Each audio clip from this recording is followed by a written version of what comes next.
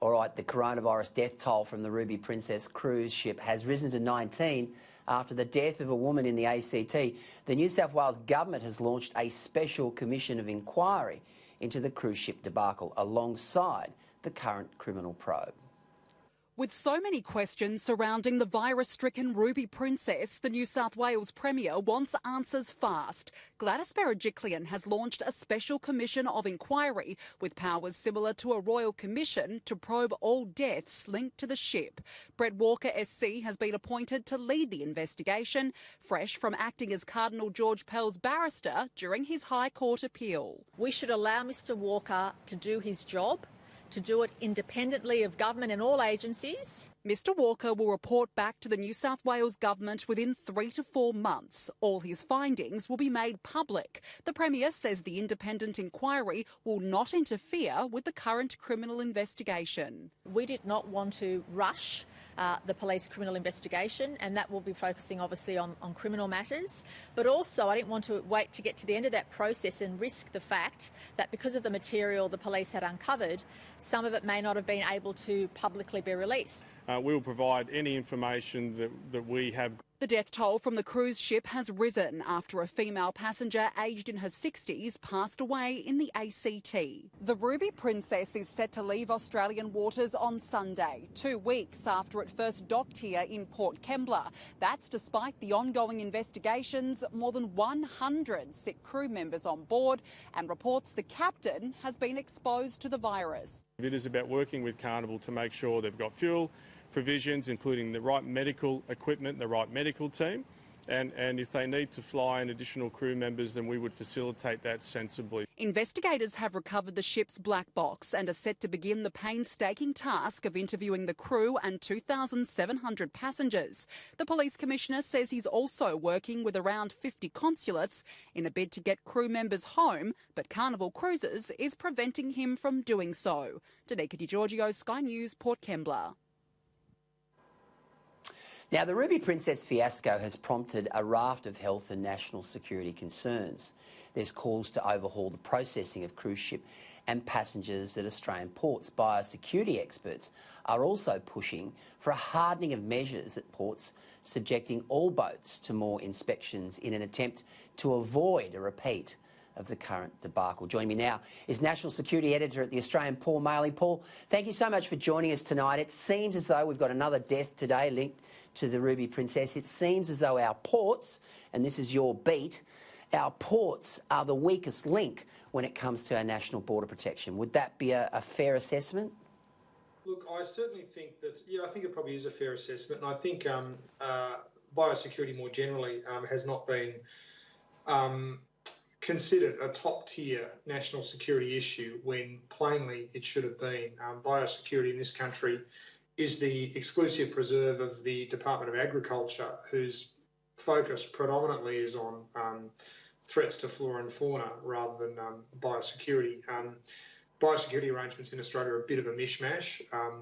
Agriculture has, as I say, responsibility for them, but they rely very heavily on the states, the state health departments, to provide advice and capability. So, and that's not generally a good arrangement. And I think it is, you can back it in 100% that after this pandemic is behind us, there will be a serious push on to harden Australia's biosecurity borders. And I think, as you point out, the indications are that the real weaknesses are down there in the docks. Part of the problem, it seems, is that we don't know a lot about it, to be frank. I mean, we're still sort of collectively figuring out, who's responsible for what and what the arrangements are, particularly with these cruise ships, which are vectors for infection of all sorts. But it would seem that a lot of trust is placed in the cruise ship operators to provide timely and accurate information concerning the health of passengers, the identity of passengers, details around their luggage and, their embarkation points and all that sort of stuff. Things that, functions that would normally be conducted by government and still are conducted by government are in part entrusted to the operators of these vessels. And as a result of that, they're not subject to the same level of scrutiny and the same level of kind of risk profile that you would be if you got off a plane. So it's definitely a problem, and the Ruby Princess fiasco has made that abundantly and tragically clear. Paul, there's been a lot of finger pointing at China. Now, I know you're very tapped into the intelligence community in this country. What role will they play in trying to establish exactly what went on when the postmortems are being done, and of course they will be done, on just how they handled, the numbers coming out of Wuhan early on, sort of in December, and B, whether there was a cover-up, a conspiracy with the WHO, as Trump and others are suggesting?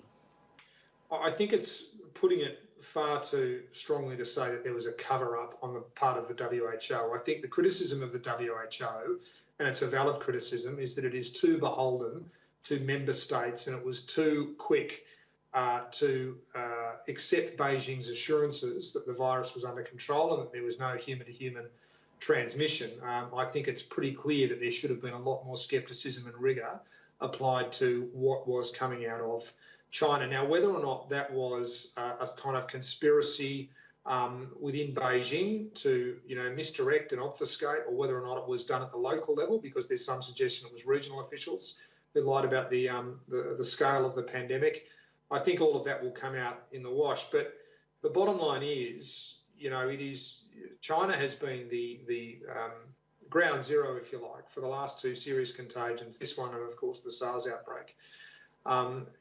There needs to be, I don't know how you do this, but there needs to be greater transparency and more disclosure from all countries, but particularly countries that operate these kind of wet markets where these things generate, about the true nature of these sorts of contagions.